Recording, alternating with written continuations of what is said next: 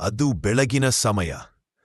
ಗಾಂಧಿನಗರದ ರೈಲು ನಿಲ್ದಾಣದ ಬಳಿಯ ಚಿಕ್ಕ ಅಂಗಡಿಯ ಮುಂದೆ ಇನ್ನೂ ಸೂರ್ಯ ಸಂಪೂರ್ಣವಾಗಿ ಉದಯವಾಗಿರಲಿಲ್ಲ. 12-13 ವಯಸ್ಸಿನ ನರೇಂದ್ರ ತನ್ನ ತಂದೆಯ ಚಹಾ ಅಂಗಡಿ ತೆರೆಯಲು ಸಿದ್ಧವಾಗುತ್ತಿದ್ದ. ತಾನು ಹಚ್ಚಿ ಹಾಕಿದ ತುಪ್ಪದ ಬೆಳಕು ಮಬ್ಬಿನಲ್ಲಿ ಮಿಂಚುತ್ತಿತ್ತು.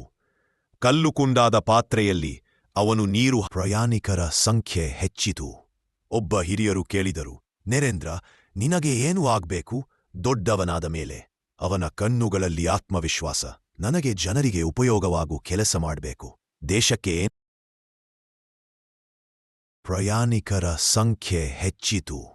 ಒಬ್ಬ ಹಿರಿಯರು ಕೇಳಿದರು, ನರೇಂದ್ರ, ನಿನಗೆ ಏನು ಆಗ್ಬೇಕು ದೊಡ್ಡವನಾದ ಮೇಲೆ? ಅವನ ಕಣ್ಣುಗಳಲ್ಲಿ ಆತ್ಮವಿಶ್ವಾಸ.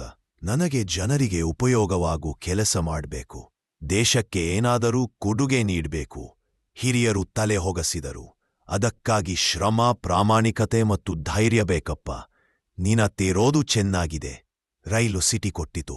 ಪ್ರಯಾಣಿಕರು ತಮ್ಮ ತಮ್ಮ ಬೋಗಿಗಳಿಗೆ ಹೋದರು. ಅಂಗಡಿಯ ಮುಂದೆ ಮತ್ತೆ ಸ್ವಲ್ಪ ಶಾಂತಿ. ನರೇಂದ್ರ ತನ್ನ ಕೈಯಲ್ಲಿ ಉಳಿದ ಚಹಾ ನೋಡಿಕೊಂಡು ಮನಸ್ಸಿನಲ್ಲಿ ಒಂದು ಪ್ರತಿಜ್ಞೆ ಮಾಡಿಕೊಂಡ. ಇಂದು ನಾನು ಚಹಾ ಮಾರ್ತಿದ್ದೇನೆ, ನಾಳೆ ನಾನು ಜನರ ಜೀವನಕ್ಕೆ ಬದಲಾವಣೆ ತರೋ ವ್ಯಕ್ತಿಯಾಗ್ತೀನಿ.